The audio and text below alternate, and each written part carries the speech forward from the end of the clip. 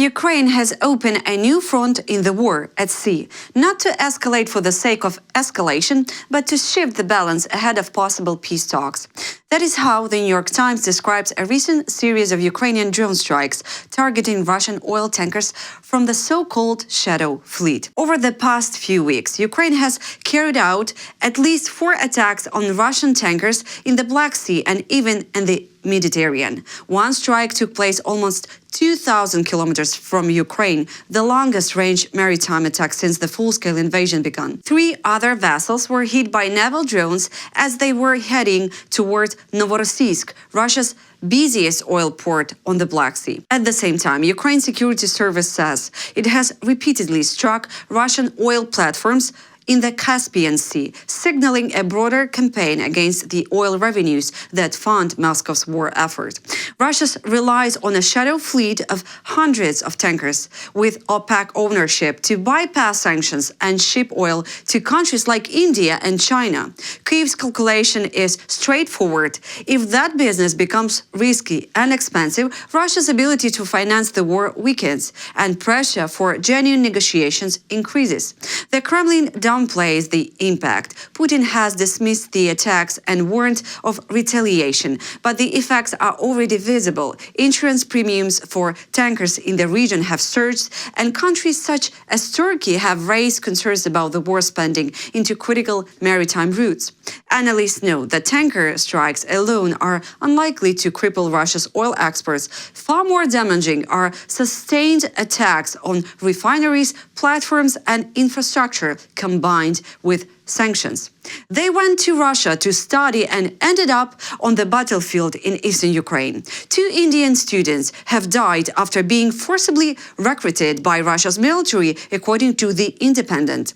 They arrived in Russia on students' visa and later told their families they had been deceived into joining the Russian army and sent to fight in Ukraine.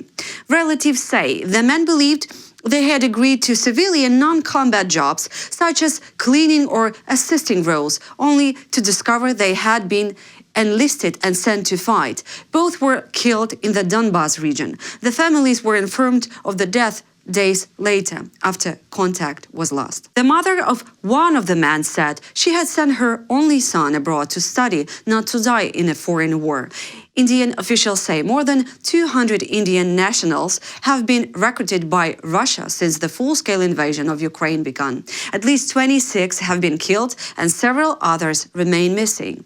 These cases are not isolated. Ukrainian forces have previously captured foreign nationals from countries such as Colombia and Kenya who told similar stories of deception and coercion. Drone schools in Ukraine, where operators are trained to fight Russia, are now targets themselves. Leaders of several training centers told Business Insider they have had to introduce extreme security measures to survive. Russia regularly strikes military facilities, training sites, and infrastructure across Ukraine, often far from the front line, making no place truly safe. Drones play a central role in this war. Their operators are priority targets, and that makes the schools training them targets too. To stay alive, these schools avoid publicity, hide their locations, and move frequently. They ban photos and videos that could reveal the location of training. Some locations change from time to time specifically to avoid being tracked. One drone school official said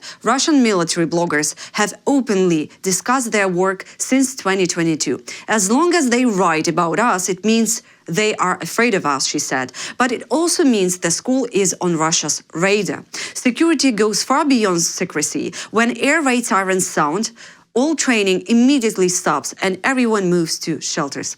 Cybersecurity rules are strict. No one is allowed to be careless. At another training center, even employees, including cleaners, must pass a polygraph test. The school shares no information about instructors, trainers, or facilities. The reason is simple. Russian forces actively hunt for places where military personnel gather. The leaders admit that these measures limit visibility and recognition, but as one of them put it, war sets its own rules. Failing to keep secrets can get people killed. Despite the danger, the schools continue operating. Russia's economy is struggling, but it won't bring Putin to the negotiation table. Russia's economy is under growing pressure. Inflation is high, the budget deficit is widening, and revenues from oil and gas are shrinking. Economic growth has slowed sharply after a short wartime boost driven by massive military spending. But analysts say this is still not enough to force dictator Putin to negotiate and end the war in Ukraine. Experts interviewed by CNN argue that the Kremlin can manage these problems for years as long as the war continues at its current pace and Western sanctions remain unchanged. The economic situation is painful, but not catastrophic. Looking ahead, analysts say Russia could continue fighting for 3 to 5 more years and possibly longer. The Kremlin still earns enough from oil exports to keep funding the war, even under sanctions. Inflation and tax hikes are increasingly felt by ordinary Russians. Corporate and income taxes have risen, and value-added tax has increased to help pay for record military spending. Prices, especially for imported goods, continue to climb, yet experts say inflation does not trigger widespread public unrest in Russia, partially because citizens are used to it, and partially due to state propaganda and repression. Russia now spends nearly 40% of its budget on the war, according to NATO estimates.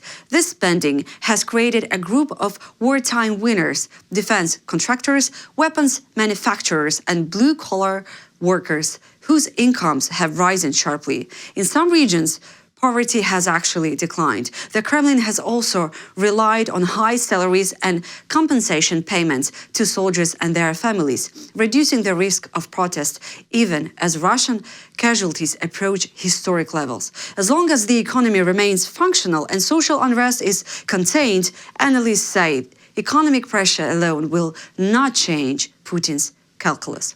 Turkey has detected 3 drones in just 5 days, one of which was shot down by an F-16 fighter jet, raising concerns about security in the Black Sea region. One drone was intercepted near Ankara, while 2 others were found close to Istanbul. Turkish authorities say at least one of them appears to be a Russian reconnaissance drone linked to the war in Ukraine. The incidents have sparked debate in Turkey over air defense readiness after a drone managed to fly deep into the country's airspace. Opposition lawmakers questioned whether radar systems are strong enough. The defense ministry rejected the criticism, saying Turkey's airspace is monitored around the clock and that small drones are difficult to detect. That's all for now. For more content, please subscribe.